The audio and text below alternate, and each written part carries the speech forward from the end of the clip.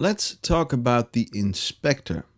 The inspector on the left side of the body is opened and closed using the letter I. What else would you expect by now? Like that. And one thing to maybe get used to in Bitwig Studio is sometimes panels do not open directly if you click their letter on the keyboard, because sometimes that first click is needed to shift the focus on that particular panel. Like now, the focus is on the inspector. If I tap I again, it'll close. Now, if a panel is closed, it works the other way around. If there is focus on a clip, hitting the I, in this case for the inspector, will always open the inspector right away. So, the inspector.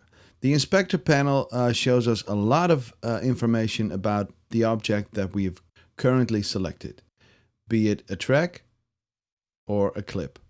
The inspector does not care about devices.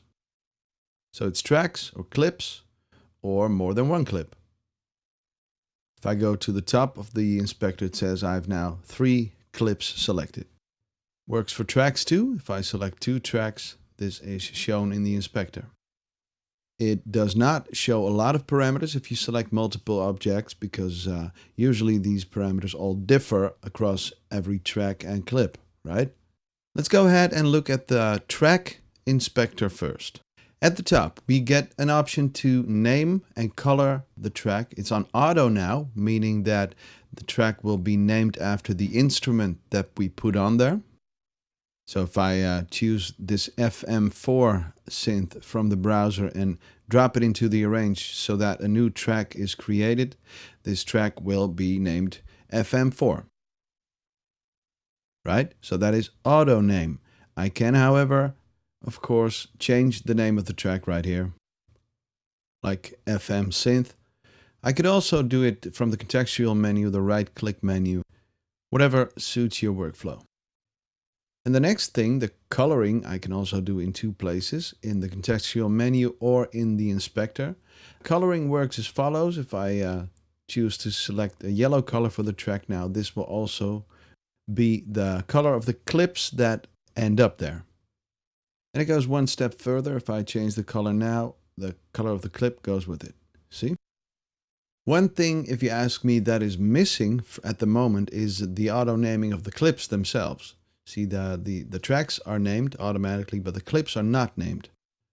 And for your own overview, it's very handy to have your clips named. At the moment, it's only possible to do that from within the inspector, not in the right-click menu.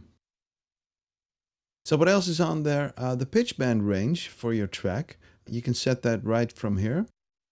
So you don't need to go to your instrument to set that. Next up, the device chain again. And of course, you can add new devices right in the inspector. And you see it being added right here.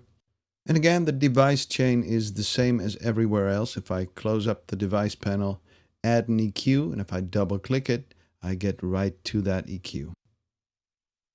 There's a lot of room in the device chain, as you can see, because you can add a lot of devices. Below that, the send amounts for each effect track. And what's handy is that we get to choose whether these sends are pre or post fader. So you can set that per send. Essentially, this is just the entire channel strip, because below this we get the in and out routings again, and the fader, and the meters. And that can be handy because sometimes you don't want to go to the mixer to set a level.